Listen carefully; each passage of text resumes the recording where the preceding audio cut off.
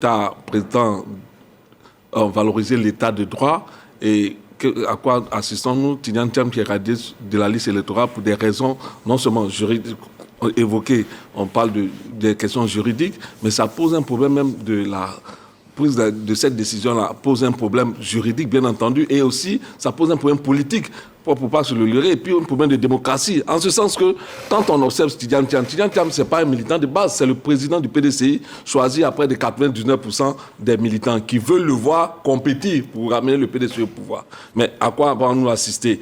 La juge qui décide aujourd'hui que Tidjane Thiam est devenu un apatride, la juge qui décide aujourd'hui que Tidjane Thiam, son certificat de nationalité qu'il a brandi lors de son inscription sur la liste électorale n'est pas valable. Bon, on en arrive à une conclusion. Elle a quand même circonscrit, elle a estimé que c'était au moment où il s'inscrivait sur la liste électorale. Au moment où il s'inscrivait sur la liste électorale, ce qu'elle a écrit, son certificat de nationalité qu'il a brandi n'était pas valable. C'est qu'il n'est pas ivoirien.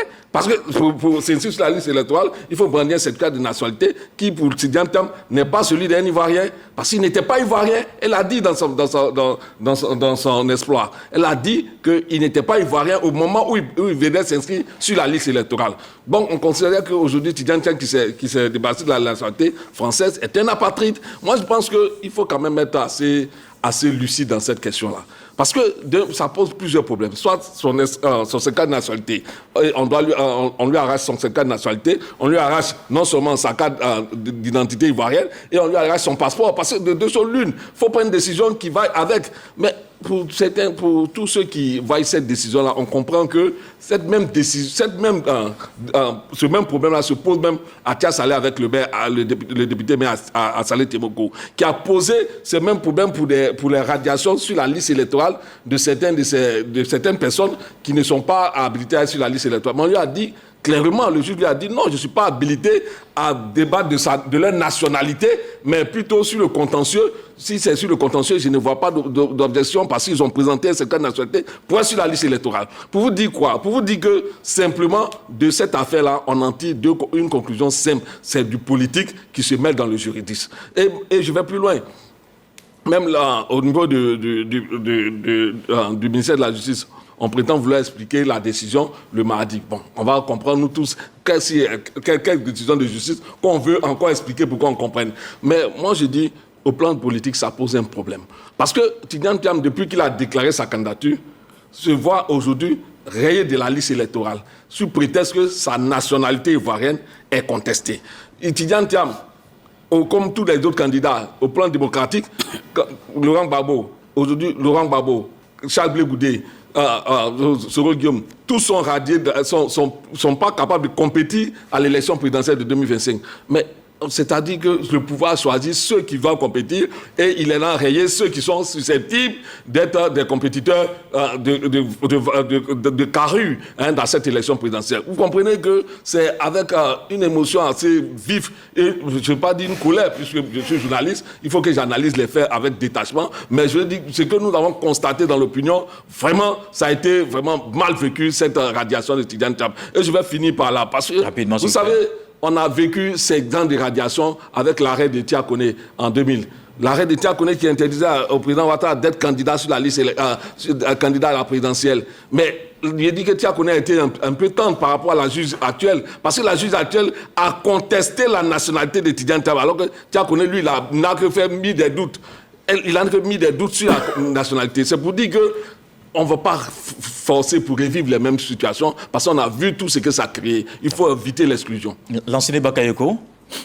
Bon, d'abord, J'ai reçu un représentant RHTP dans mon émission. Il me dit que la Côte d'Ivoire est un état de droit et que le pouvoir actuel, tout comme le RHTP, sont respectueux des décisions de justice. D'accord. On est d'accord? D'accord. Laurent Gbagbo, oublions la loi d'amnistie. Laurent Gbagbo a été condamné à 20 ans de prison ferme et à une peine d'éligibilité. D'accord. C'est précisément par rapport à cette condamnation que aujourd'hui il est rayé de la liste électorale. D'accord. Si on veut être respectueux, ne voyez aucun parti pris dans ma question. Hein. Non, non, du tout. Si on veut être respectueux des décisions de justice, on n'applique pas la décision à 50%. Si Gbagbo ne peut pas être électeur ni éligible, en vertu de la condamnation en 2018 pour braquage, comme le même juge qui l'a condamné à la peine d'illégitimité l'a condamné à 20 ans de prison ferme, pourquoi il n'est pas en prison alors? Je veux vous répondre Oui, de façon très juste. oui, s'il vous plaît. Le président de la République, quand M. Gbagbo a été acquitté à la CPI, Oui, a permis à ce que M. Gbagbo rentre Oui. en Côte d'Ivoire. Et vraiment de façon très libre, absolument. parce que c'est un Ivoirien, c'est un ancien chef d'État. Ouais. Pour que la vague de réconciliation dans laquelle nous étions puisse toujours continuer à être. Bien Parce sûr. que le pays a besoin de paix et de stabilité pour y aller. OK. Cela dit. Maintenant, que M. Gbagbo ne soit pas sur la liste électorale parce qu'il a été condamné, Oui. qu'il cherche à bénéficier d'une armistice, c'est cela, il y a des mécanismes qui sont prévus. Ça, c'est le président de la République qui prend la loi, ou à l'Assemblée nationale, les députés qui représentent M. Gbagbo Laurent introduisent une demande d'armistice. Monsieur Diaby, ce n'est pas ma question. C'est pas ça ma question. Pourquoi, quand Gbagbo est rentré en Côte d'Ivoire, le juge d'application des peines ne l'a pas jeté en prison puisqu'il est condamné à 20 Mais ans de prison parce que ferme? quand il est arrivé, c'est ce que je vous dis, c'est dans un climat de décrispation. Il n'est Mais pas, si vous voulez il décrisper. n'est pas le seul. Mais oublions alors la question Il n'est d'inéligibilité. pas le seul. Il y a Blé Goudé aussi qui est rentré. Oui. Il y a plusieurs personnes qui sont rentrées, qui ont eu des condamnations. Donc, la mais qui sont pas choses. décrispation ne peut pas aller Oui, mais jusqu'à après- l'effacement des peines totales. Après, maintenant, l'effacement des peines, pas l'effacement des peines, c'est maintenant à l'intéressé de faire les démarches qu'il fallait pour cela. Non. Le juriste nous dit non. Non, non. Non, je pense qu'il y a une véritable contradiction. Si en fait, on ne peut pas dire A et ne pas dire B. C'est-à-dire qu'à partir du moment où il y a une condamnation, il y a la peine principale et la peine accessoire. La peine complémentaire, c'est L'inéligibilité. l'éligibilité du président Gbagbo. La peine principale, c'est la réclusion criminelle À 20 ans. à 20 ans. Bon, quand il arrive, si vous voulez appliquer la peine, elle est entière. Donc, vous allez appliquer la peine principale et la peine complémentaire. Mais si vous n'appliquez pas la peine principale, pourquoi vous appliquez la peine complémentaire? Puisqu'elle n'est complémentaire que parce qu'elle vient compléter la peine principale. Si vous estimez que la peine principale n'est pas applicable, ça veut dire que l'accessoire tombe avec la principale. C'est une question de logique, en fait. On n'a même pas besoin de faire du droit. C'est logique. Et ce d'autant plus que la Cour africaine des droits de l'homme a elle aussi pris une décision allant dans ce sens. Mais Et la Côte d'Ivoire est respectueuse des Oui, décisions la de décision de la Cour africaine des droits de l'homme n'est pas supérieure à la décision des lois nationales. Ah bon? Donc voilà. C'est une juridiction supranationale, Oui, mais la c'est Cour. pas national, mais en fait, en l'état d'espèce, c'est toujours l'État en question qui décide de l'appliquer ou pas. Il n'y a aucune contrainte. D'accord. Mais- C'est vrai. Non, dans la forme Il y a aucune contrainte. et dans le principe, Oui, les Mais décisions ne les sont pas accords que coercitives. son pays signe, il ne peut pas... Oui, et en fait, on peut- ça dit beaucoup du respect du droit. Ben oui. Ça dit que quand vous signez un traité qui crée une cour supranationale, c'est que vous reconnaissez par là que vous allez être assujetti, Oui. où vous allez suivre les décisions qui vont être prises par cette cour. Donc vous ne pouvez pas signer un traité dans ce sens et cette cour a une décision et vous vous asseyez sur cette décision. Donc Avançons. ça montre quand même qu'il n'y a pas de respect. Nestor Kofi, et vous... Je vais faire une double lecture.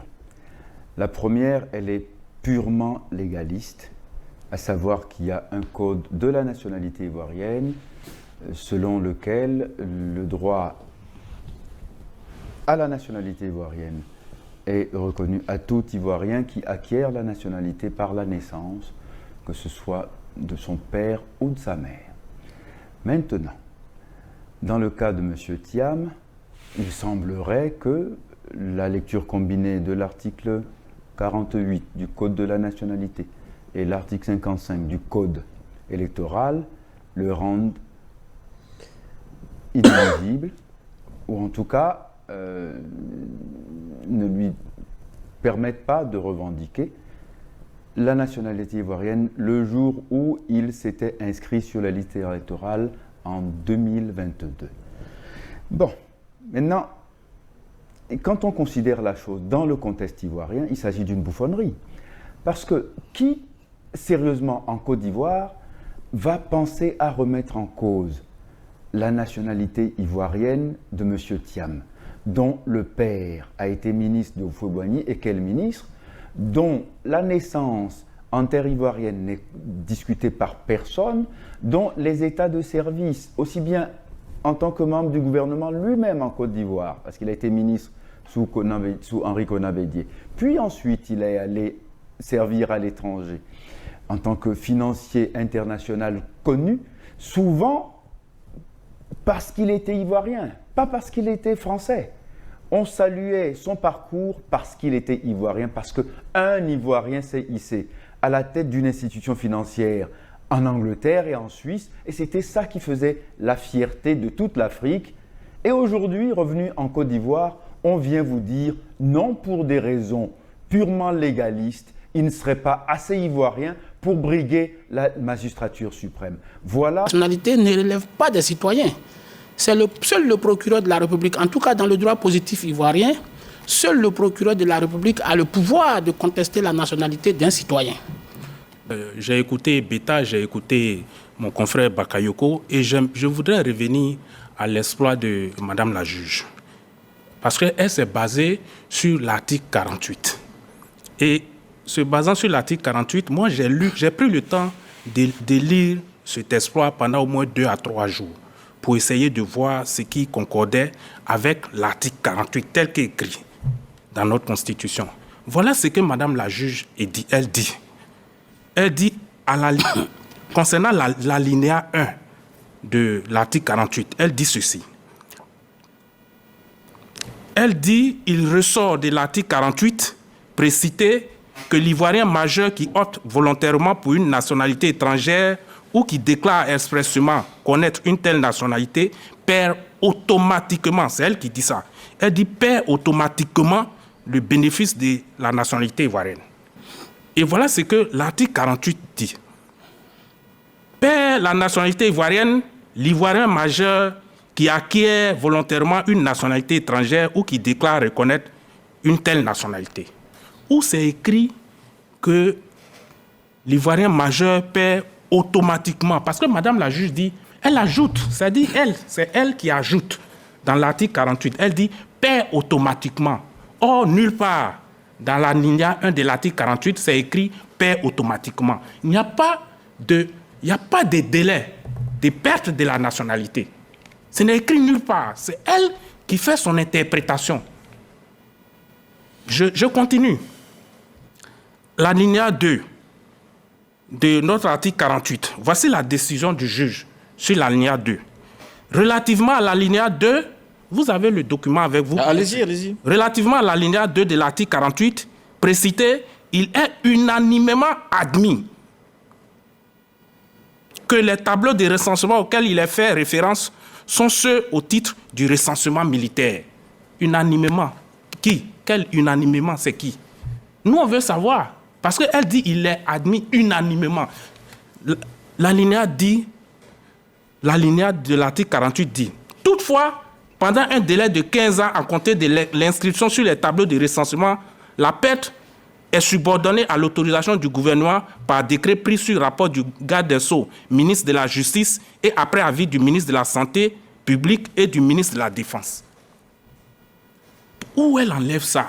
Parce qu'en fait, la perte de la nationalité aujourd'hui, la Côte d'Ivoire a pris une convention pour ne pas que l'acte qu'il pose, le gouvernement ivoirien, l'acte qu'il pose puisse avoir des conséquences sur la situation d'un citoyen.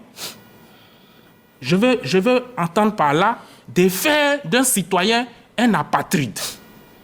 Or, comme tu le dis si bien, depuis que la juge a pris la décision jusqu'à aujourd'hui, à l'heure où nous débattons, quelle est la situation de Tidiane Thiam? Est-il français? Est-il ivoirien? Et quelle est votre réponse vous-même? Mais il est apatride tout simplement. Et la Côte d'Ivoire vient de créer un grave antécédent. C'est-à-dire qu'elle viole elle-même les décisions ou les engagements sur le plan international qu'elle a prises. Parce qu'elle viole elle-même les décisions ou les engagements sur le plan international qu'elle a prises. Parce que, écoutez, avant de se séparer de la nationalité française, la France a pris le temps de vérifier si son citoyen qui veut se séparer de sa nationalité dispose d'une autre nationalité. Et c'est en vertu de cela que la France a accepté que Tidjane Thiam renonce à la nationalité française. Avec Tidjane Thiam en Côte d'Ivoire, c'était passé au début des années 2010. Et avec qui? Avec Ouattara, dans le rôle de celui qui n'était pas ivoirien. Et comment est-ce que le problème a été résolu? Le président Gbagbo, d'alors, a pris des initiatives politiques pour rétablir le candidat Ouattara dans ses droits et le faire élire. Pourquoi ce qui a été possible hier ne l'est plus aujourd'hui? Pourquoi le président Ouattara, qui a été lui-même victime de ces histoires de nationalité X, nationalité Y, double nationalité, triple nationalité, il a été victime de ça, il sait ce que c'est. Pourquoi aujourd'hui il réédite le schéma et veut plonger la Côte d'Ivoire dans le chaos? Moi, je crois que c'est là-bas que se trouve le problème. Le problème, il est politique, ce n'est pas une question de droit. Et puis, comme l'a dit Maître Sosa, Tidjane Thiam n'est pas un inconnu, il n'est pas tombé de quelque part. Moi, j'ai écouté le vieux Houphouët-Boigny dans une vidéo dire que la maman de Tidjane Thiam et Tidjane Thiam lui-même sont ses héritiers directs. Comment voulez-vous qu'on explique aujourd'hui aux gens que l'héritier d'Houphouët-Boigny n'est pas ivoirien? Qui donc était plus ivoirien que Houphouët-Boigny? Moi j'ai entendu, j'ai vu la vidéo, il a dit mes deux sœurs n'ont pas d'enfants, mes cousines telle et telle n'ont pas d'enfants, mais l'autre, par un sang étranger, notamment celui de Thiam, qui est d'origine sénégalaise. Dont le papa est sénégalais, la maman ivoirienne. Ivoirienne. Donc, aujourd'hui, cette cousine-là et son fils Thiam sont mes héritiers directs. Ça, c'est de la bouche d'Houphouët-Boigny. Si c'est une sanctification. Quand Houphouët-Boigny dit que tu es son héritier direct en Côte d'Ivoire, moi, je ne sais pas comment quelqu'un peut sortir de quelque part pour dire non, quel papier on avait signé, quel papier à Paris, donc tu n'es plus ivoirien, ou bien on avait signé quel papier en Côte d'Ivoire, donc tu n'es plus français. Il faut qu'on laisse tomber cela. Mais en réalité, aujourd'hui en Côte d'Ivoire, le problème qui se pose en Côte d'Ivoire, ce n'est pas une question de qui est ivoirien, qui n'est pas ivoirien. Vous voyez vous-même que carrément, on veut baliser la route. Gbagbo est bien ivoirien, mais sa candidature est rejetée. Blé Goudé, sa nationalité ne pose aucun problème. Guillaume Soro, rien. Madame Gbagbo, aucun problème. Mais tous, ils ont été éjectés. Pourquoi? Moi, je crois que si nous sommes honnêtes et sincères avec nous-mêmes, on ne peut pas lire les problèmes de la Côte d'Ivoire aujourd'hui en regardant à l'intérieur. C'est lié à la géopolitique régionale où des puissances obscures ont besoin d'une Côte d'Ivoire docile et soumise pour déstabiliser les pays du Sahel. Laurent Gbagbo, Blé Goudé, Guillaume Soro, Tidjane Thiam, Madame Gbagbo, il y a qui encore? Et le président sortant. Selon vous, qui d'entre eux est prêt à faire couler le sang en Côte d'Ivoire en cherchant à déstabiliser le Burkina? Si vous trouvez celui qui est capable de déstabiliser son propre pays à force de vouloir déstabiliser les autres, vous saurez pour qui on est en train de baliser la route en Côte d'Ivoire. Parce que aujourd'hui, les pays qui font ce désordre dans nos pays, ils n'ont plus honte. Regardez en Europe ce qui se passe. Un candidat qui a même gagné le premier tour pour le deuxième tour, on dit non, c'est annulé. La dernière fois, il a fallu qu'une autre décision de justice vienne annuler l'annulation. Donc chez eux, si chez eux même ils n'ont pas froid aux yeux, imaginez chez les nègres où tout le monde dit oui, il y a chef là. Imaginez ce qu'ils sont capables de faire et c'est ça qu'ils sont en train de faire en Côte d'Ivoire. Mais je voudrais poser encore quelques questions. Ministre, mesdames et messieurs les ambassadeurs et dignitaires, honorables invités, en vos rangs, grades et qualités. Je voudrais commencer à la suite de ceux qui m'ont précédé par des remerciements, bien sûr, pour les organisateurs de cette rencontre importante et aussi pour le Sénat qui nous donc le Sénat qui nous accueille aujourd'hui, sans oublier l'artiste, je crois qu'elle est toujours là, qui nous a, voilà, merci, qui nous a régalé tout à l'heure avec un très beau chant sur la paix. Et une pensée aussi pour sa sainteté le pape, même si on lui a déjà rendu hommage, moi je tiens à lui rendre un hommage un peu personnel aussi, parce que j'ai été, bien que musulman, élève chez les jésuites, donc j'ai toujours eu une petite préférence pour les jésuites. Donc, et il a fait honneur à l'ordre des jésuites dans sa sainteté. Donc voilà, la paix et la sécurité.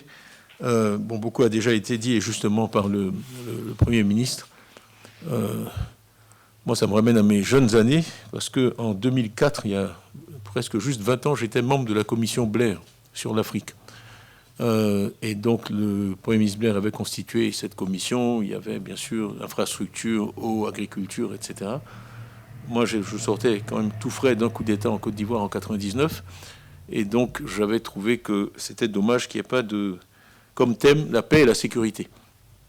Et donc, sans trahir de secret, j'avais menacé de quitter la commission si jamais un commissaire pour la paix et la sécurité n'était pas nommé. Ça s'était terminé dans une réunion assez agitée avec Gordon Brown et Tony Blair. Et finalement, ils m'ont fait l'honneur de me nommer donc commissaire à la paix et la sécurité. Donc, mon histoire avec la paix et la sécurité est ancienne. Et si vous consultez les membres du PDCI, qui est le parti que je préside en Côte d'Ivoire, je regardais tout à l'heure le programme qu'on prépare, le programme présidentiel qu'on prépare. Le premier thème, c'est une Côte d'Ivoire en paix à l'intérieur de ses frontières et en paix avec ses voisins. C'est le premier thème de notre programme présidentiel. Donc la paix, c'est une évidence. C'est un préalable, une condition nécessaire à toute activité et à toute vie humaine. C'est donc le bien le plus précieux et l'objectif le plus noble de toute action politique. Donc on a cité ici le roi Hassan II, qui a été un artisan infatigable de la paix, mais il était très ami. Salut. Voilà comment ça sort. Et c'est comme ça sort. En fait, j'ai tenu à faire ces brèves vidéos parce que normalement, il y a rien qui bloque. C'est-à-dire que tous ceux qu'ils ont éliminés dans le jeu politique, c'est des arguments farfelus qu'ils ont apportés, ils ont fabriqués, ils ont fait de toutes pièces, et puis bon, tout le monde le sait, aux yeux de tous, même un enfant de 1 an sait que c'est quelque chose de fabriqué. Donc, par rapport à ça, moi j'ai tenu à laisser parler M. Thiam de paix et de consort. Pourquoi? Parce que la Côte d'Ivoire ne doit pas replonger dans cette guerre de 2002, 2010 et même 2020. J'appelle guerre parce que en 2020, c'était une protestation, mais qui a fini par avoir quelques morts, peut-être 100, 200 morts, à la suite d'une protestation de jeunes Toussaint. Vous voyez, il y en a. Et aujourd'hui, c'est essayer d'exhorter les dirigeants actuels de penser au moins à la paix, parce que la Côte d'Ivoire est basée sur la paix. La Côte d'Ivoire est basée sur l'amour du prochain. La Côte d'Ivoire est un pays de paix, comme on a toujours dit. Notre grand-père, Houphouët-Boigny, nous a toujours dit que la Côte d'Ivoire, c'est un pays de paix, un pays hospitalier, un pays comment je peux dire ça encore? C'est un pays où tout le monde se sent à l'aise. Quand M. Houphouët était là, il n'y avait pas de guerre. Qui s'y plaignait, il arrive à pouvoir dissuader la personne. Qui avait quelques problèmes, il arrive à pouvoir parler. Même quand notre pépé Laurent Gbagbo, quand il s'y plaignait pour dire que le parti unique n'était pas juste, il faudrait qu'il y ait la démocratie, il y ait le multipartisme. Voilà ce qu'il a demandé. Mais Oufoué, dans un premier temps, il n'était pas d'accord. Mais à la fin, il a cédé parce qu'il voyait que s'il ne cédait pas, cela envoyait des troubles, même s'il y a eu des troubles. Mais après les troubles, c'est la guerre civile qui va arriver. Donc c'est mieux de parler. C'est pourquoi il dit, asseyons-nous et parlons. Quand il y a un problème, il appelle la personne et il parle à la personne. Aujourd'hui, le pouvoir en place a coupé cette relation-là, a éliminé cette manière de faire. En temps, ils se prennent pour des foutistes, mais qui ne pratiquent pas le foutisme. Alors, pourquoi alors vous prétendez être des foutistes? Mais c'est ça, c'est ça la question que je me pose et je me demande. Mais est-ce que vous avez une conscience? Est-ce que vous pensez un peu à vos paroles que vous prononcez?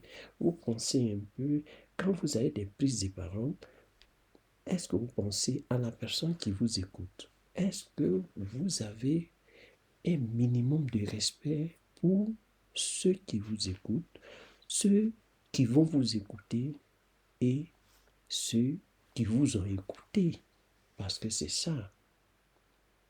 Quand vous le dites aujourd'hui, vous allez le dire demain.